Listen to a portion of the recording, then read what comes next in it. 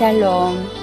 오늘 우리가 함께 성경 일독하기 나아갈 본문은 창세기 18장 말씀이 되겠습니다.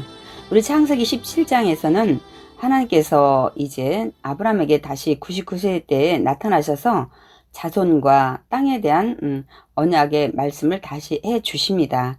그래서 이제 아브라함에게 너희가 할 일을 행하라는 말씀을 하시고 아브라함과 사라의 그 이름을 바꿔주시는 걸 볼 수가 있습니다. 아브람, 사라에게 이 히브리 해를 집어넣어서 생명을 불어넣으신 이름으로 계명해 주시는 걸 볼 수가 있습니다. 우리 창세기 18장에서 중점적으로 볼 내용은 다시 한번 하나님께서 또 자녀에 대한 언약을 하십니다. 왜 이런 부분을 또 한 번 말씀하시는지 오늘 중점적으로 우리가 볼 내용이고요. 또한 한편으로는 이제 그 조카 롯이 사는 이 소돔성, 거기에 하나님께서 이제 그 멸망하려고 하는 이 모든 것들을 이제 전초 과정을 우리가 중점적으로 보면 되겠습니다. 그러니까 다시 한번 말씀드리면 하나님은 공의의 하나님이십니다. 정말 잘하는 것에 대해서는 하나님께서 정말 상을 주시지만 그렇지 않은 부분은 심판을 하신다는 사실을 우리가 알고 하나님이 세상이 이렇게 혼탁해 가도 한쪽에서는 주님이 이 땅에 오실 때까지 구속의 역사를 하신다는 사실을 우리가 그 중점을 두고 18장을 읽으면 많은 도움이 되겠습니다. 창세기 18장 1절 야훼께서 마므레의 상수리 나무들이 있는 곳에서 아브라함에게 나타나시니라. 날이 뜨거울 때에 그가 장막문에 앉아있다가 눈을 들어 본즉 사람 셋이 맞은편에 서 있는지라.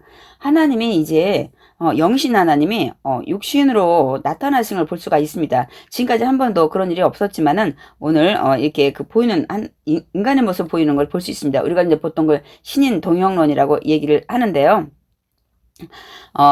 이거에 대해서 이제 뒤에 나머지 사람이 누군지에 대해서도 이제 천사라는 것을 나타내고 있습니다.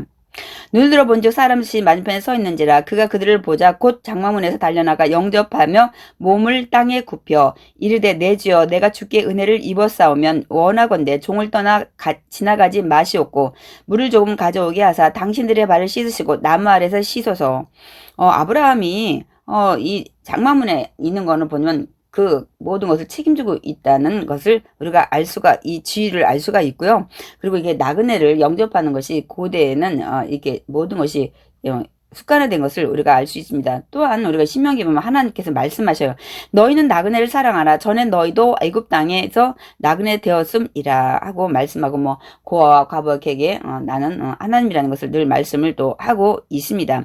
그런데 아브라함이 그러면 과연 하나님인 줄 알고 이렇게 대접을 했을까? 우리가 그 부분 좀 생각을 해봐야 되겠습니다. 근데 아브라함은 하나님인지를 모릅니다. 우리가 그 11에서 13장에 보면 손님 대접하기를 잊지 말라. 이로써 부지 중에 천사들을 대접한 이들이 있어는 부지 중에 모르는 중에 대접하는 것을 볼 수가 있습니다, 여러분. 그래서 이제 5절에 내가 떡을 조금 가져오려니 당신들의 마음을 상쾌하게 하신 후에 지나가소서. 당신들이 종에게 오셨음이니이다. 그들이 이르되 내 말대로 그리하라. 아브라함이 급히 장막으로 가서 사라에게 이르되 속히 고운 가루 세 스아를 가져다가 반죽하여 떡을 만들라 하고 7절 아브라함이 또 가축대 있는 곳으로 달려가서 기름지고 좋은 송아지를 잡아 하인에게 주니 그가 급히 요리한지라. 아브라함이 엉킨 젖과 우유와 하인이 요리한 송아지를 가져다가 그들 앞에 차려놓고 나무 아래 모셔 섬에 그들이 먹으니라. 이렇게 대접을 융성하게 하는 아브라함을 볼 수가 있습니다. 이제 대접을 받은 이제 이 천사와 이제 하나님 뭐라고 말씀하신지 보겠습니다. 9절 그들이 아브라함에게 이르되 내 아내 사라가 어디 있느냐 대답하되 장막에 있나이다. 그가 이르되 내년 이맘때 내가 반드시 내게로 돌아오리니 내 아내 사라에게 아들이 있으라 하시니 사라가 그 뒤 장막문에서 들었더라.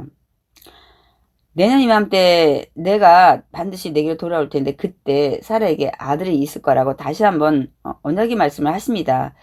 그런데 하나님이 왜 또 이렇게 와서 다시 한번 또 말씀을 하실까요? 이름도 바꿔주셨는데 문제는 아직 사라가 그러한 믿음을 하나님의 그 언약의 말씀을 믿지 못하고 있는 것을 알 수가 있습니다. 이제 아브라함은 우리 창세기 17장에도 보면 믿음이 없었어요. 하나님께서 그 아들에 대한 얘기했을 때 또 마음속으로 웃으면서 마음속으로 내가 100세 된 사람이 어찌 자식을 낳을까 하고 그리고 내 안에 사라는 90세인데 하고 했을 때 하나님이 아니다 하고 다시 말씀을 하는 걸 볼 수가 있습니다. 그런데 이제 하나님의 말씀을 듣고 이제 아브라함은 그 자기 몸의 상태를 보지 않고 불가능의 상태를 보지 않고 이제는 믿는 믿음에 대해서 로마서 4장을 통해서 우리는 읽어봤습니다. 그런데 이제 문제는 그 아내 사라가 아직 하나님의 말씀을 믿지 못하는 겁니다. 그래서 다시 하나님께서 나타나서 그 말씀을 하시는 것입니다. 이제 그 내년 이맘때 아들이 있으라고 하는 얘기를 아브라함에게 전합니다. 11절에 보세요. 아브라함과 사라는 나이가 많아 늙었고 사라에게는 여성의 생리가 끊어졌는지라. 지금 이들의 상태를 말씀하고 있습니다. 이런 상태였기 때문에 12절 사라가 속으로 웃고 이르되 내가 노쇠하였고 내 주인도 늙었으니 내게 무슨 즐거움이 있으리요. 이건데 사라가 마음속으로 생각을 한 겁니다. 이렇게 사라는 인간적인 생각을 이제 하게 된 거죠. 그러니까 13절에 야훼께서 아브라함에게 이르시되 사라가 왜 웃으며 이르기를 내가 늙었거늘 어떻게 아들을 낳으려 하느냐. 이미 사라는 마음속으로만 생각하고 장막 뒷문에 있었는데 아브라함아 네 아내 사라가 왜 아들을 못 낳는다고 이렇게 지금 의심을 하느냐고 묻습니다. 얼마나 놀랐습니까? 저 여러분 생각을 다 하나님은 읽으십니다. 저희 심장과 폐부를 살피시는 하나님이시기 때문입니다. 그래서 우리가 사실 생각도 정말 온전하게 믿음 안에 우리가 건전한 생각을 해야 됩니다, 여러분. 그러면서 이 14절에 야훼께서 능하지 못한 일이 있겠느냐 기한이 이를 때 내가 내게로 돌아오리니 사라에게 아들이 있으리라고 다시 언약의 말씀을 하십니다. 그러니까 우리가 분명히 알아야 될 것은 하나님께서 언약을 하셨어도 수많은 언약을 말씀에 성경에 기록해 놓으셨잖아요. 근데 내가 믿을 때 하나님은 그때부터 일을 하신다는 거예요. 하나님께 이삭을 보내려고 하는데 남편 아브라함은 이제 믿음이 세워졌는데 아내 사라가 믿음이 지금 세워지지 않은 거예요. 이 두 부부를 통해서 자녀를 잉태케 해야 되는데 이때 하나님은 다시 말씀을 하시면서 믿음을 갖게 하고 때까지 기다리시는 거예요. 그래서 우리가 우리 일을 빨리 이루기 위해서 하나님 역사하시기 위해서는 우리가 믿음 안에 서야 되는 것이 첫 번째라는 것을 우리는 확실히 알고 여기 또 우리 말씀을 교훈으로 삼아야 됩니다.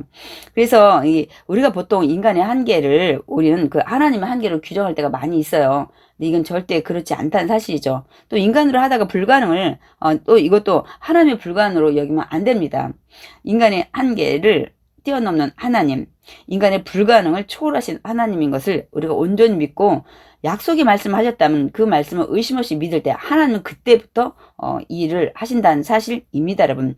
그래서 에레미야 32장에도 보면 나는 야훼요 모든 육체의 하나님이라 내게 할 수 없는 일이 있겠느냐고 말씀하십니다. 마태복음 9장 26절에도 사람으로서는 할 수 없으되 하나님으로서는 다 할 수 있느니라. 아멘이시죠. 누가복음 1장 37절에도 하나님의 모든 말씀은 능치 못하심이 없느니라. 이 말씀을 하고 있습니다.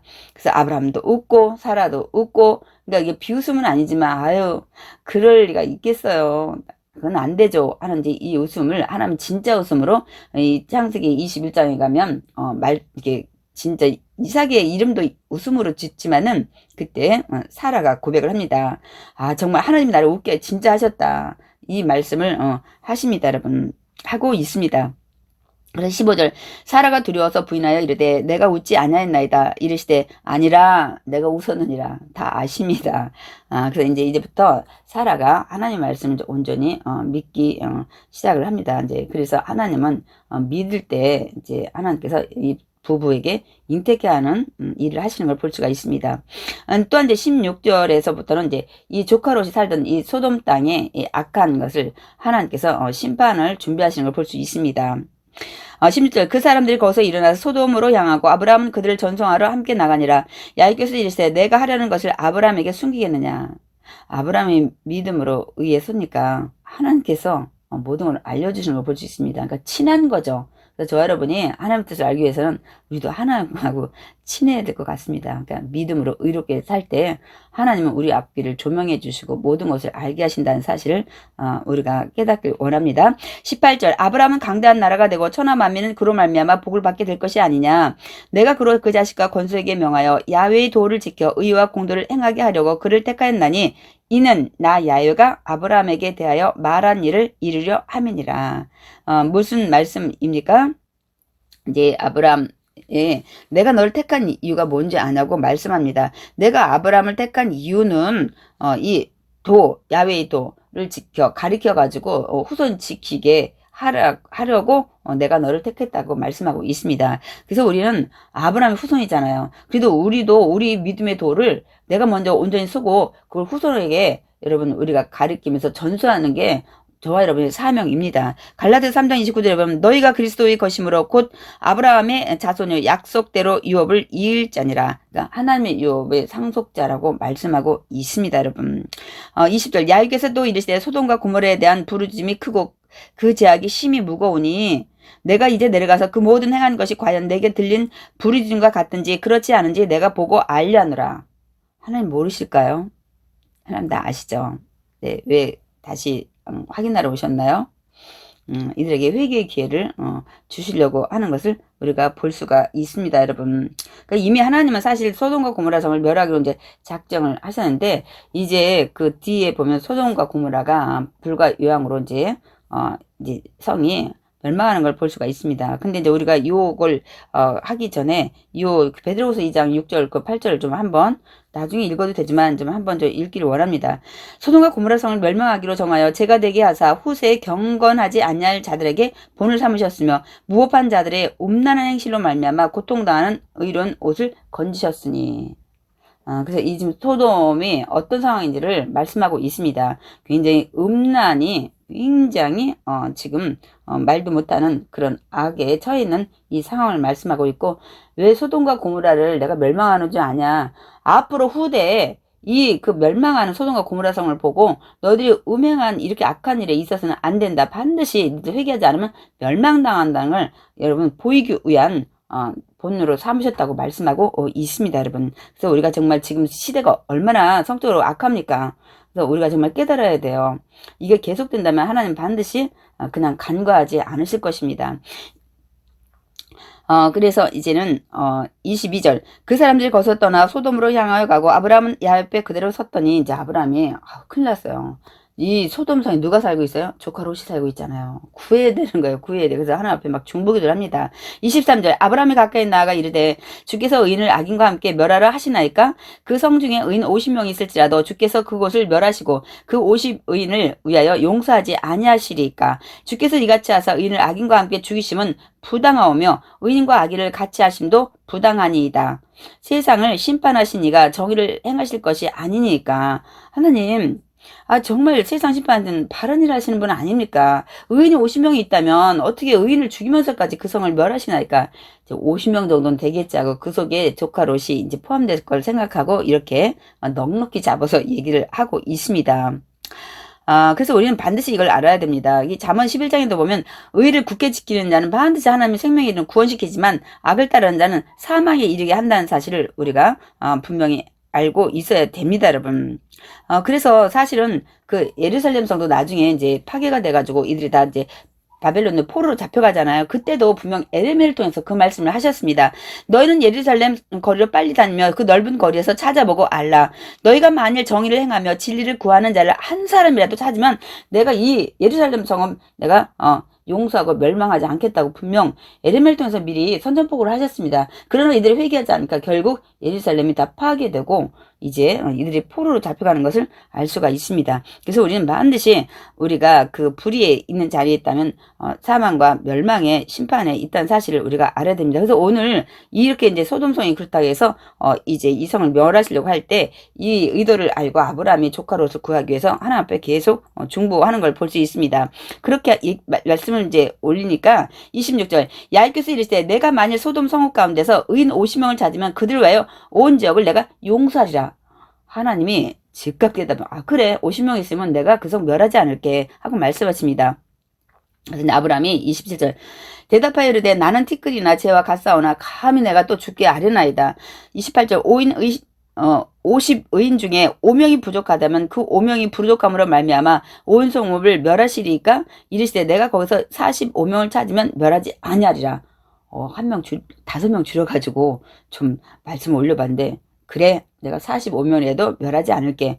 대답이 너무 쉽게 나오는 것은 점점 겁이 나는 거예요. 그래서 29절에 아브라함이 또 아뢰어 이르되 거기서 40명을 찾으면 어찌하려 하시나이까. 이를 때 40명으로도 말미암아 내가 멸하지 아니하리라. 이제 아브라함이 정말 두려운 거예요. 30절에 아브라함이 이르되 내 주여 노하지 마시옵고 말씀하게 하옵소서. 거기서 30명을 찾으시면 어찌하려 하시나이까. 이를 때 내가 거기서 30명을 찾으면 그리하지 아니하리라. 이제 점점 아브라함이 30명도 안 되나? 막 이런 생각이 이제 드는 거예요. 31절. 아브라함이 또 이르되 내가 감히 내 주께 아뢰나이다. 거기서 20명을 찾으면 어찌하려 하시나이까. 이르시되 내가 20명으로 말미암아 그리하지 아니하리라. 이제 20명도 있으면 멸하지 않겠다는데 이제 정말 20명도 안 되나? 막 이런 생각이 이제 아브라함이 드는 겁니다. 그 32절에 아브라함이 또 이르되 주는 노하지 마옵소서. 내가 이번만 정말 한 번만 더 아뢰리이다. 거기서 10명을 찾으시면 어찌하려 하시나이까? 하고 이제 물어봅니다. 그랬더니 하나님께서 내가 10명으로 말미암아도 멸하지 아니하리라고 말씀을 하십니다. 이제 아브라함은 정말 두려웠을 거예요.